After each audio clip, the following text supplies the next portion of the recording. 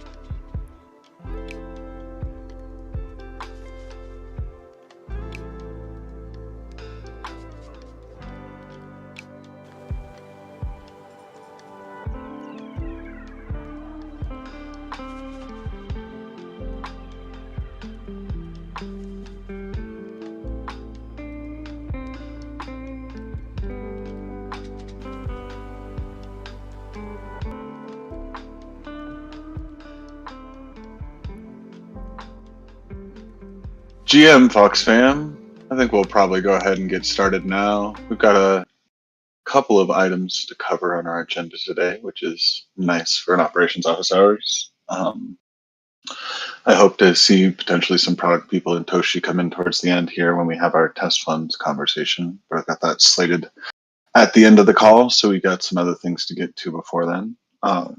There's a Zoom link in the chat if you'd like to follow along with some slides. We will be showing some things today, so it might be useful to follow along there. Yeah, welcome to office hours. I circulated an agenda in the DAO stage chat as well that you can find. What we're going to be talking about today. First off, we have a release today, and one of the things that we are going to potentially be throwing into that release, and we have a go-no-go scheduled for it later today, is the gem integration, which is a fiat on-ramp and off-ramp. It looks like there's a sell button there as well. And we are looking for a couple of testers of people who'd be interested in trying out that flow, trying some purchases, seeing how it goes. I was just able to make a successful purchase with my Wells Fargo debit card, so not all banks hate crypto purchases right now, and maybe you're in a situation that you've been trying to buy some crypto and haven't had the best experience. Maybe you had a rough time with Banxa. Maybe this is a good place to try out as well. If you'd like to try it out, if you go to the operations public chat channel and you scroll up just above the testing requests that were most recently posted, Gomes posted a nice link with the develop link that has the gem integration in it. And right now it's in staging, so it's not technically in live for testing in prod yet. We're going to try and get that there. Potentially by the end of the day, we're going to have a go-no-go and a whole bunch of other things to help us decide that. But if you'd like to make a purchase right now, you actually can. And you just will need to click on that develop link that Gomes posted inside operations public chat.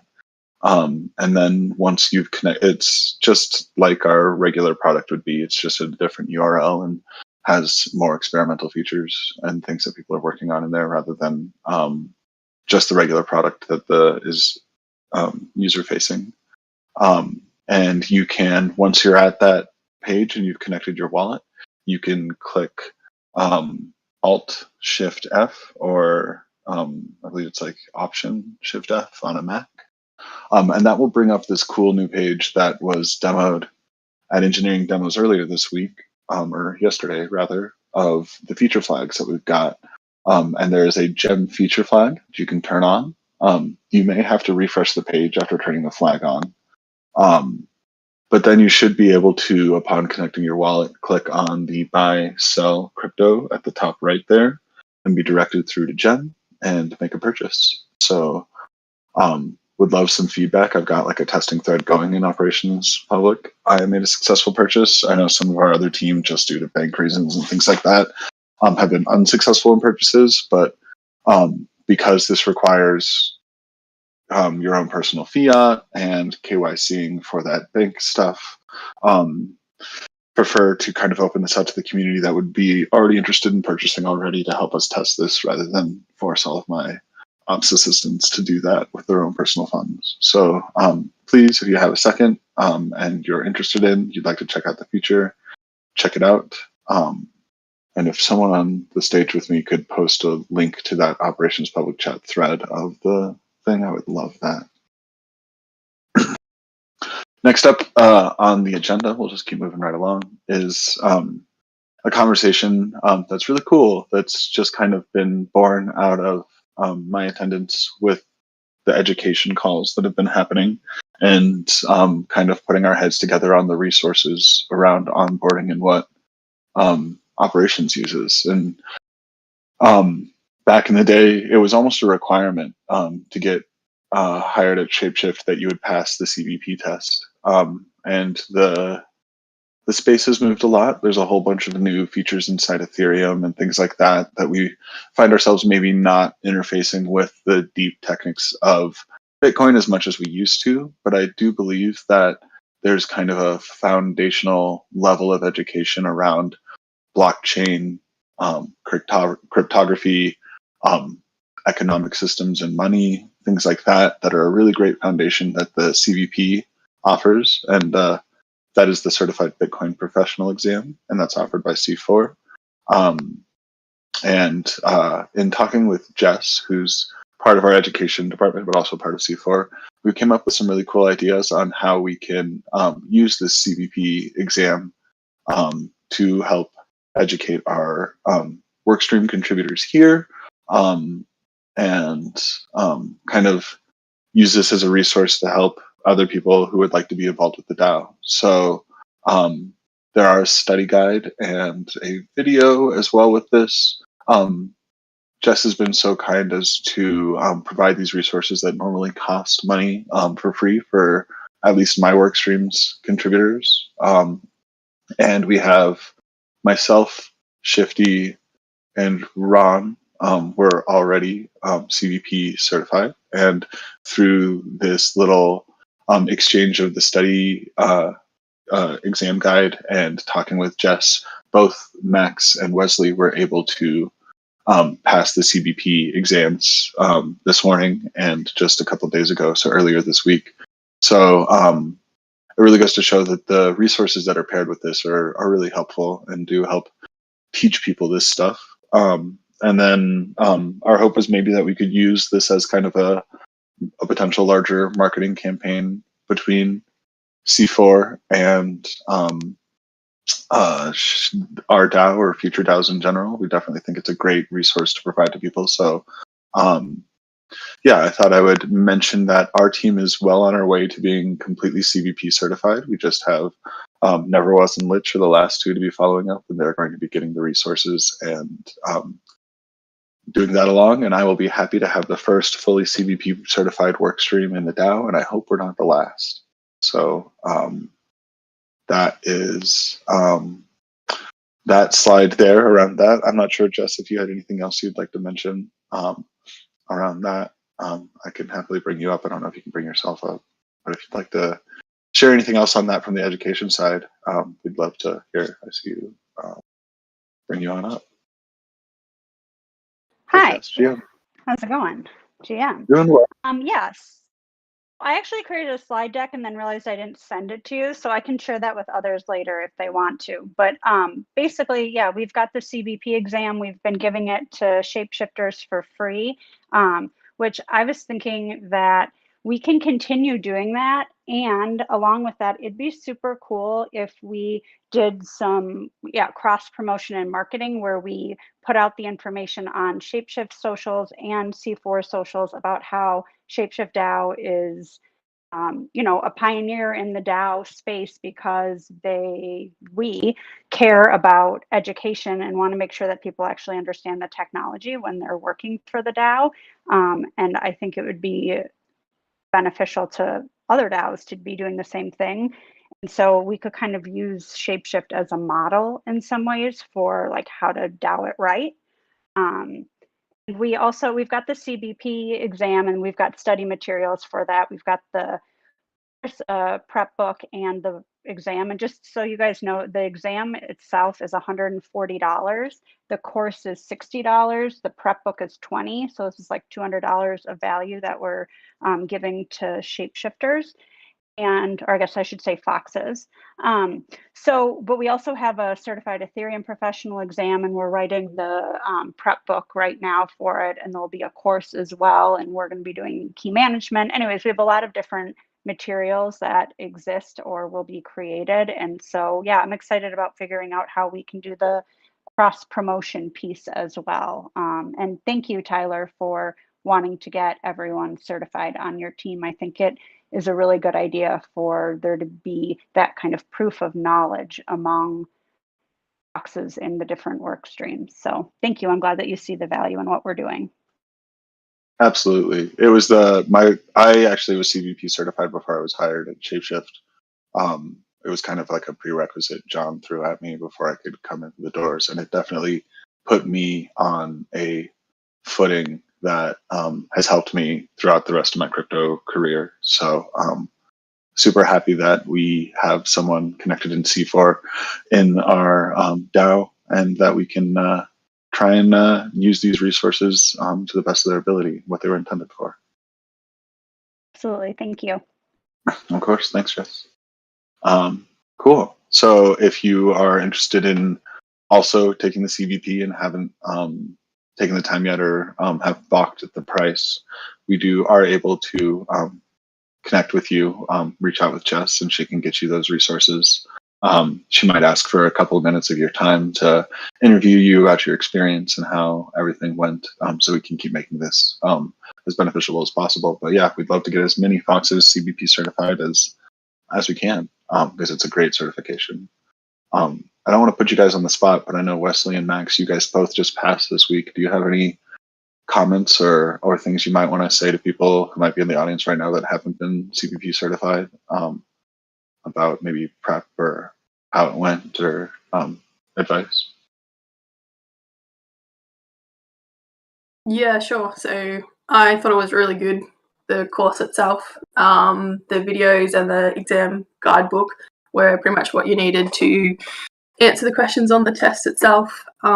Being new to the DAO and relatively new for crypto, it gave me a really good insight to the understandings of like cryptography and just how Bitcoin works and mining and all that kind of stuff. So I really found it quite beneficial to the role, and just as an overall. And yeah, no, I would recommend. It was good. Yeah, I'd second that. Just saying, like, because I was worried about intaking all the information, and I thought that the course provided did a really good job of breaking everything down and all the specific subjects that they had listed. And I had taken another certification previous to this one, and I felt that this one did a lot better job at breaking down the information and making it like digestible, so you can be able to utilize it here at ShapeShift, which was good. Awesome, guys. Thanks for your testimonials. And yeah, again, please reach out to Jess in the education channel if you're interested in being involved, or else there is even a CVP study group that you can select from the role selector, and that'll get you started on the right track as well.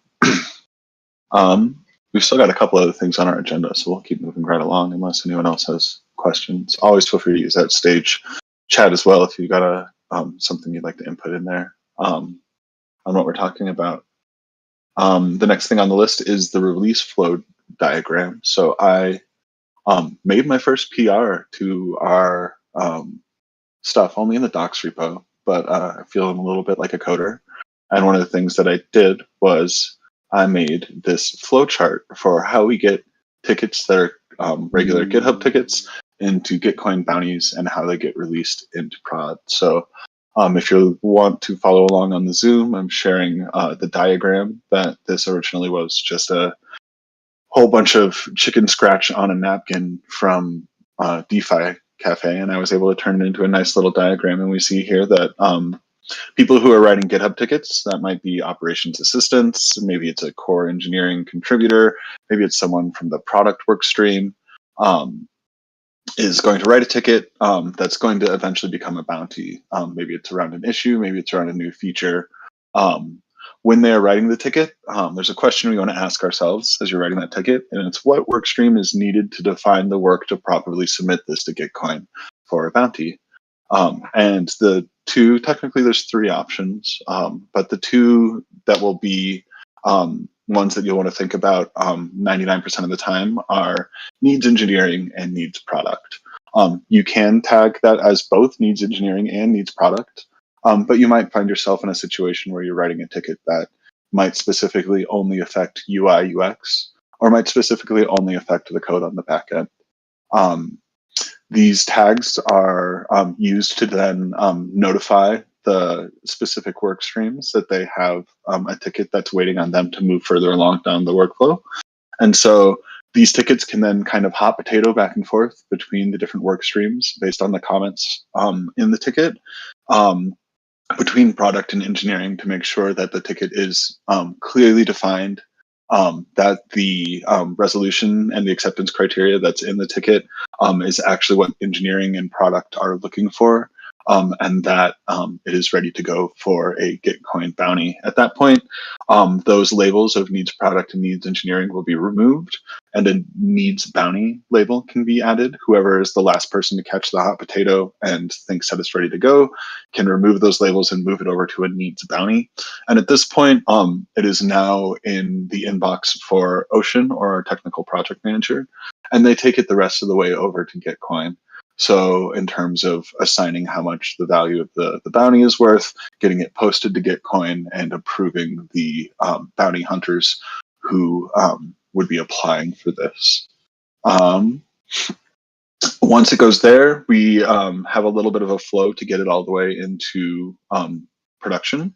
The bounty hunter makes a PR, and at this point we have kind of a little bit of QA. And there's a little note here that says sponsor QA. So most of the time, this is going to be only applicable to an engineer who's written this bounty. If you're an engineer who took a ticket from needs engineering and brought it to needs bounty, you have now volunteered to be the sponsor of this ticket. And that means that if there's a bounty hunter out there who needs initial communication around this, your name is going to be associated with this, and probably the first person they would reach out to in Discord. I forgot to mention too, there are directions throughout all of this to post your links for your GitHub ticket in the proper either engineering public channel or product public channel when you're trying to pass this potato back and forth, as well as when we pass it off to Ocean or the technical project manager. So once the sponsor QA has been done and we have gotten the point that the PR is ready for code review, it goes back to the engineering work stream for code review. And once that has been approved, it will go into the release cadence that we have defined on Tuesdays and Thursdays, which we are doing today. The gem integration that we talked about earlier is in this last part of the triangle of the release cadence here, where it is already gone through code review. It is about to be merged into develop, and will hopefully, depending on the go-no-go that happens later today, make it all the way to live in production, depending on the release and the go-no-go. So I had a really nice description of all of this inside an MD file that didn't make it in my PR. Apparently, I'm still learning how to code in some spaces, but everything that I just said will be properly communicated in a doc inside our docs as well. And one of the coolest things about this is, now that I've learned how to do this, we will be training our entire operations workstream team to be more proficient inside GitHub. And we will be able to then interface with our engineers more, communicate more clearly on things, and maybe remove some of our pipes in our pipeline in terms of everything that we used to do in Discord and Google before it made it over to GitHub. We might be able to shore up some of these repetitive databases and be more streamlined with the engineering workstream. So that is the way that we create GitHub tickets into bounties. I'll pause for just a second for questions and to sip some water, but if anyone's on the stage likes to share something while I'm taking a drink, please do.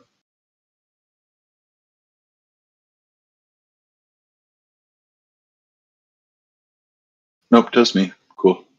Wow, the crowd is blowing up in there. I hope all of you are real, or if not, you're interested in listening to operations stuff. We got 2 more items on the list, and the next one is goat no goats.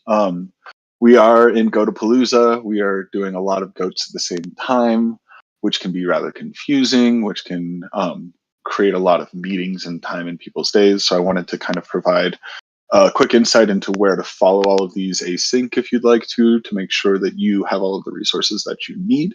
And the best place to find information about GoNoGos, if you're looking for it, is going to be inside the operations workstream Notion page. So if you go to our operations workstream Notion page, we have this nice little operations Kanban, which is inside our contributors section there. And upon visiting our Kanban, the first section you will see is a column full of every GoNoGoat that we've got assigned right now, and potentially some future ones in the backlog that will be shuffling into the mix. So right now we can see Cosmos, Foxy, Gem, key settings, Pendo, app on IPFS, the demo wallet, and then finally directing users to app.shapeshift.com. If we go into any one of these individually, we will find the embedded Google Sheet for these GoNoGos, and we can follow along. We can be editors and add any information that we need to on these. And then these also live inside another section once they are fully completed as well. So we have an archival of them going back. But if you have any questions about who to reach out to, you'll be able to see that each one of these GoNoGos has a specific operations assistant assigned to it, who is in charge of leading this and coordinating it.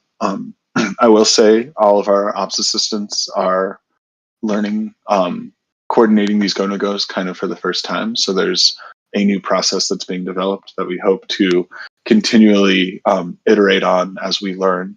There's lots of meetings that have been condensed from our previous spaces of kickoffs and coordinations that are now being conflated into our GoNoGoat process. And so I definitely view this as a process that's still living and breathing and changing and is open to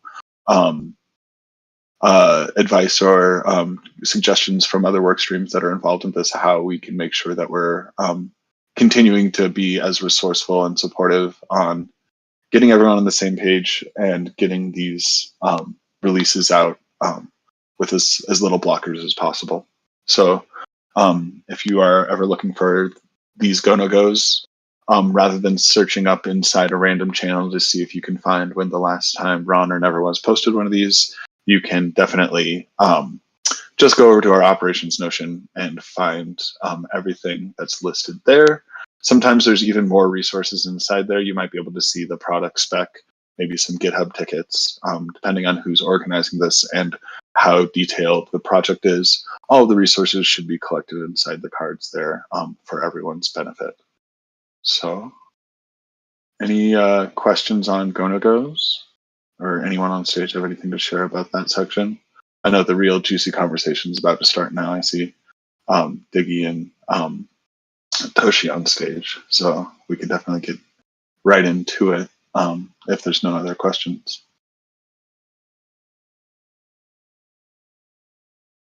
All right, cool. Well, maybe the real conversation, and maybe why most of you are all here, is because we've had some issues that we'll probably describe a little bit here in the conversation around how to properly account for test funds when they come to bounties that exist outside of the current budgeted DAO scope of operations that we do. And so just to set the table, operations has previously, and our budget and kind of our proposal has all been based on the fact that we have a test fund budget for our regression tests and our deployment tests. And that is kind of the line where operation draws its test funds in the sand. And that has required product and engineering to have their own test fund budgets, and operations is the custodian of those coins. And we do accounting to assure that any funds that were required for each individual work stream there get accounted for out of their budgets and not from operations. And this was definitely something that was designed at a point where the Ethereum gas prices could cost multiple hundreds of dollars per trade or farming deposit, and it created a situation in which potential feature testing could cost thousands of dollars a day for us to assure that this could happen. So that's the table of where we've been in right now, and the kind of consequence of this that has really been the problem that we need to talk about and maybe explore some options is these bounties. When Eric posts a bounty that has a big feature, this is all something that is not scoped inside our current workstream stuff. And it's happened once, and we navigated it okay, not the best. And it's happening right now, currently with Foxy, and we have a whole bunch of testing to do. And so now I'd like to present this conversation to the community, and I know that Toshi's probably got some things to share, as well as Diggy, and maybe we can together come up with how to handle these bounty edge cases that assures that maybe the funds are there when they're available, and we don't drain an entire bounty to test something, but we are also accountable for where these funds are coming from. So yeah, I'll get off my soapbox now and pass the mic to Toshi or Diggy if you guys would like to share your perspective or thoughts. I'll let Toshi go first because I'm curious to hear his thoughts on this.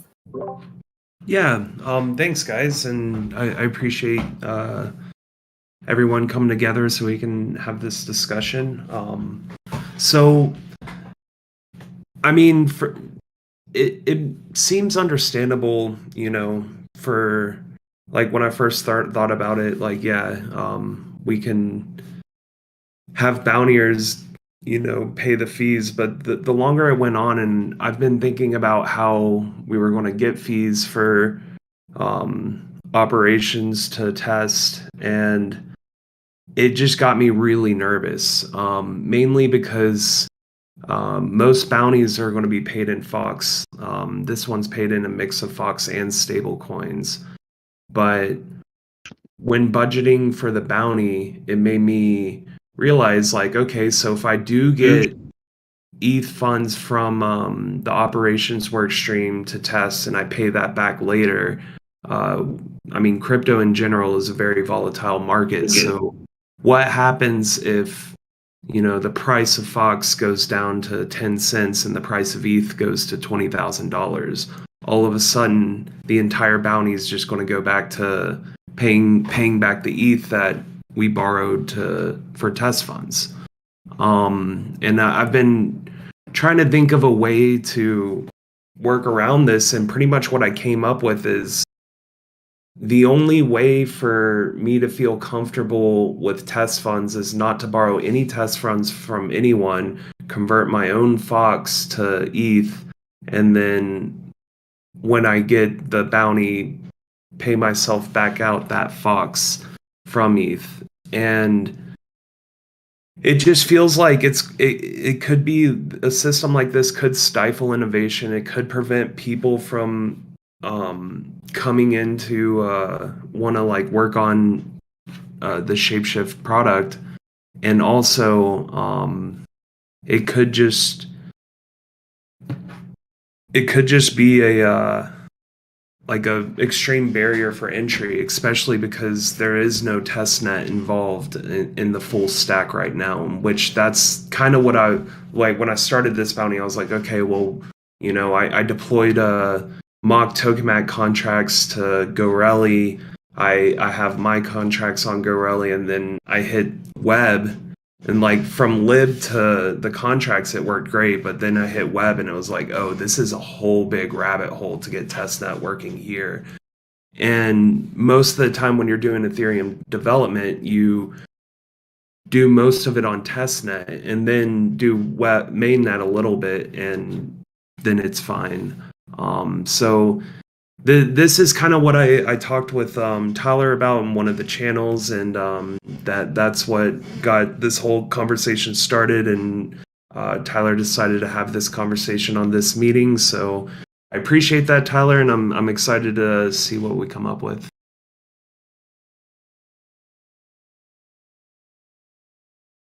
Yeah, me too. And thanks, Toshi, for being open and honest with everything about your experience here and what your solutions are.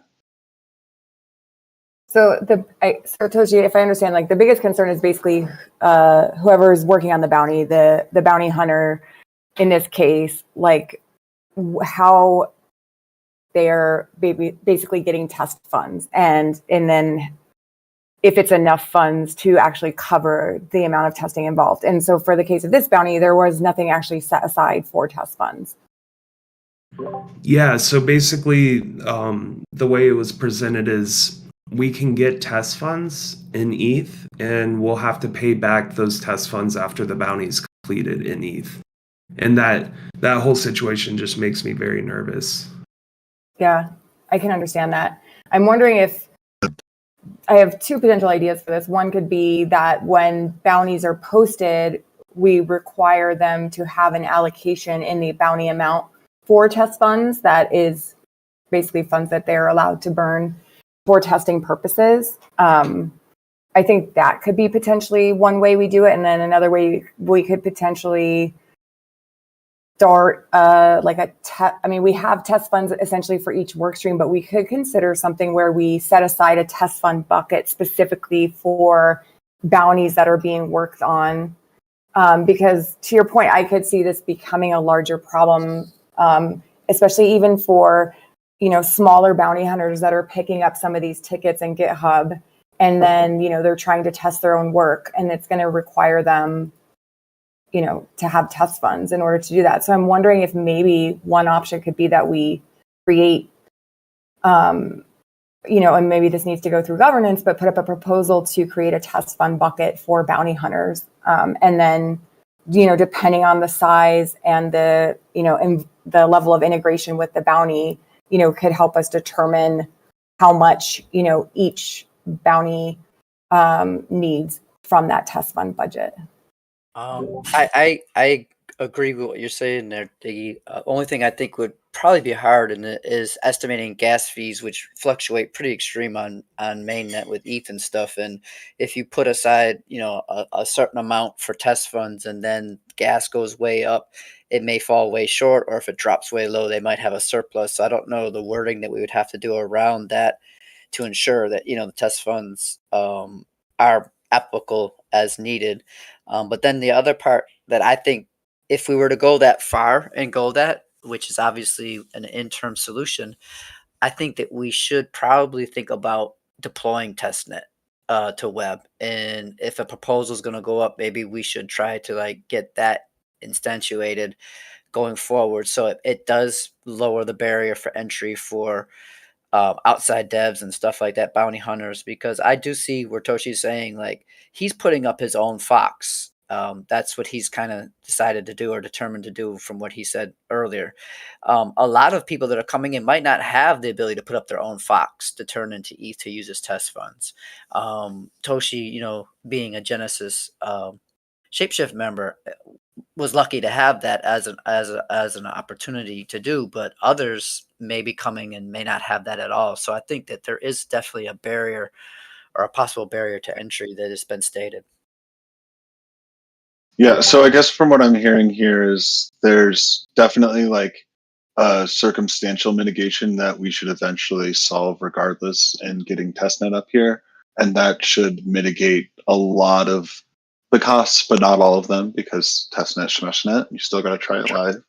But maybe out the door, that would be an earlier goal. I like where Diggy mentioned maybe a governance proposal for a fund for test funds, but I think maybe it might be better to just rescope the definition of what operations test funds are for and start to track how much of the operations budget goes to outside bounties. And this way we can prevent any sort of malicious things from removing a whole bunch of money from a bounty. And if it gets out of hand, it will be tracked kind of monthly, and we'll recognize, this feature that this person brought in is going to cost us more than the bounty that they put up because of the test funds we're tracking right now. It kicks the can on a couple of locations, but it certainly doesn't put the pressure on Toshi that he's been feeling here, and creates tracking for all of this. I do also think that I've requested before that we have budgets for testing inside the proposals from outside people, and I would still like to strongly suggest that that be something that is considered and or made mandatory as part of a bounty. Just as a quick follow-up before Toshi, you say, how does that, so how would this still affect the fact of paying back of the test funds, like when the bounty's paid out? I do also see Toshi's concern about, like, if there's a big extreme change in the prices of Fox versus, Ethereum or whatever, that could eat, a significant amount of the bounty. Now, by putting aside an amount in the proposal for the bounty, does that alleviate their responsibility of paying it back, or how do we navigate that area? I'd prefer to make the like paybacks crypto native. So if Toshi spent 3 Ethereum on all of his testing and he can show me those transactions, we can budget up and send back 3 Ethereum back to him. I'm like definitely a little bit in that from my ShapeShift days of rate truthers, feeling more comfortable doing this in crypto native than trying to pin things on the fiat prices. But I'm open to the discussion on if we should be doing it in fiat values as well. But yeah, I've been talking a lot. I'll let you guys talk. I think doing it in crypto native values is what we should do. But that being said, that does, like, if bounties were to put test funds in their bounty, they would have to put ETH as part of that. If it's on the Ethereum blockchain, that is. Because yeah, otherwise then it wouldn't really work out. I like what you said, Diggy. And something else, this is a little bit unrelated, Beard was mentioning, and this could be like something for the operations work stream to think about, but instead of like sending people test funds, you could you guys could create a wallet and give us the keys to import the wallet, and then we use that wallet, and then at the end you guys already have control of the wallet. And it's not quite related, but a little bit. But like, I was talking with them about it, and I was like, man, that would be awesome if we could just, get access to a wallet that has test funds, use it, and then like be done with it. That probably does have security implementations, though. Yeah, the security idea of sharing keys has always been, and the lack of being able to understand who was the person sending or receiving makes me a little wary of that. But I'm always happy, and have in the past with bounty hunters who've come in. We have a process. If you're like with Amatosh, when he came in, I just requested that he make a brand new address, and that when he's done testing, he send back everything else, and we account for it at the end of it. And that made things pretty smooth and easy. I'm not sure if that is a mitigation that helps solve that, but yeah, I think a Village Bicycle demo wallet might be a little too loose for this. So like another thing that made me feel, or I've been feeling this whole time, is with me having to cover all the test funds, that enables or promotes me to want to test as little as possible, which is a terrible promotion.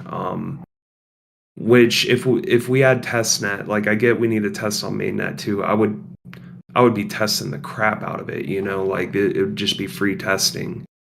So I just feel like we should come up with a solution that doesn't promote testing as little as possible and testing as great as possible. And I agree 100% never was.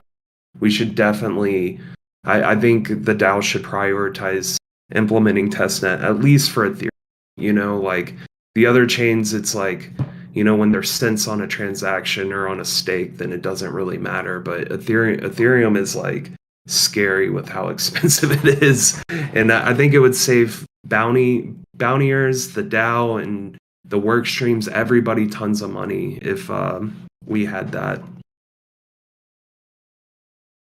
Yeah, it sounds like, and I like a lot of what this conversation is and bringing up. It sounds like we do need to maybe set up a separate call and include engineering in this conversation. Because obviously I have no idea of what's involved in getting testnet set up, but obviously they would. And I think it's definitely a conversation that we need to have. So it sounds like we need to maybe set up something separately for this conversation to with engineering. Yeah, I agree. The action items, I guess I'm picking up from this, or what I think I feel comfortable with doing to make sure that we can relieve some of this pressure from you, Toshi, right away, is thankfully from the first term of operations workstream budget to the next term, we definitely doubled our test fund budget because gas prices were getting out of hand and gas prices went the opposite way. So I have a pretty large unused portion of test funds for my budget that I feel like we could start coordinating Toshi on everything that you've spent so far and doing reimbursements, or else we could just kind of track it. And if this turns into a runaway train, I've got a little bit of a buffer in the budget and we can make an analysis on how to handle this better if it does eat up all of my budget and my team is unable to do testing afterwards. But I'd rather not prevent you from doing the testing that you'd like to do, Toshi, so it can go through the process as efficiently as possible. And we have the buffer now to lean in there. So I think that maybe the first step we can do there is assure that we can cover these test funds for this one circumstantially, especially because you don't have testnet. And we should have a later conversation about future bounties, about a line item for test funds, what that would require, and maybe how we go about bounty and getting testnet in to the platform as soon as possible. Does that sound like it would amend all of the situations we've currently found ourselves in? Yeah, man, that completely alleviates all my concerns for this particular bounty. And I agree we should further the conversation for future bounties because it is important, and who knows what gas prices will do. But I appreciate that, and that, yeah, thank you so much. Of course, I'd hate for you to be coming up in the red because you had to test your own thing. You know, that's, right. that's not the intention of what we've got for this bounty spirit here. So, yeah, I appreciate you having this conversation with all of us. How do you feel about that, Diggy? Does that mesh with what we have right now? Yeah, I think that sounds great. And what would be the process for us to start that conversation about bounty requirements for those external bounties? Is this something that we could put into what you and product have already been working on in that bounty thing? Yeah, I think what we should do is just set up a smaller call with engineering, talk about it high level, and then see how we, bring that into the bounty process. Agreed. Sweet. Well, there's a couple other ops people on stage, and they've had much experience with test funds. I don't know if you guys have anything to add to this, but we've been hogging the mic a lot. Happy to pass it if you guys want to share anything else.